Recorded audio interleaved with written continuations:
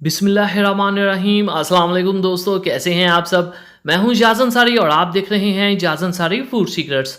अल्लाह बरकत दे आपके खानों में, आपके रिज़्क में, आपके जायकों में। तो मेरे प्यारे प्यारे दोस्तों, आज मैं आपके लिए होममेड कुल्फ़ा की इतनी आसान रेसिपी लेके आया हूं कि आप बहुत ही जल्द, बहुत ही आसानी से ये रेसिपी बना सकते हैं। और ख़ास बात ये कि इसमें हम ब्रेड का यूज़ करेंगे, डबल रोटी का यूज़ करेंगे। तो आइए रेसिपी की तरफ। तो सबसे पहले बिस्मिल्लाहिर्रहमानिर्रहीम, अपनी प्यारी सी कढ़ाई के अंदर हम खुला दूध लेंगे 1.5 लीटर। और ये आपने फुल क्रीम जो मिल्क मिलता है ना, वो वाला लेना है। डिब्बे वाला मिल्क जो है उससे ये इतनी मज़ेदार हमारी जो रेसिपी है नहीं बनेगी। ढक्कन रख देंगे और फुल आंच के ऊपर हम इसको बॉयल आने देंगे।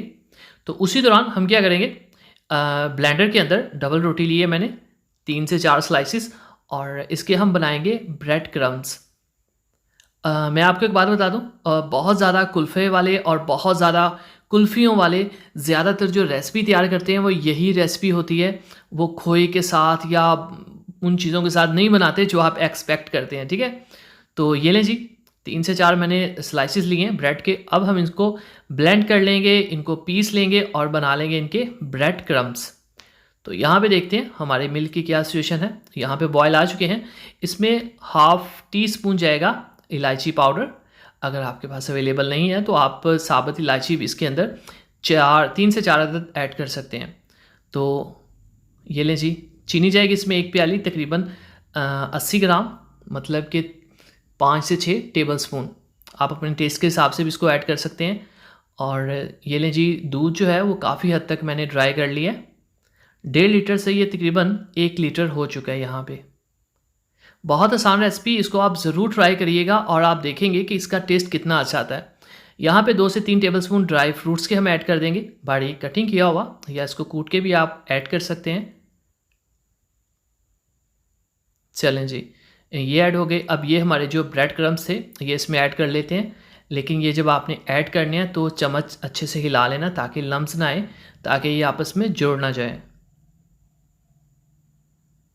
आहिस्ता आहिस्ता से इस तरह से आप ऐड करिएगा।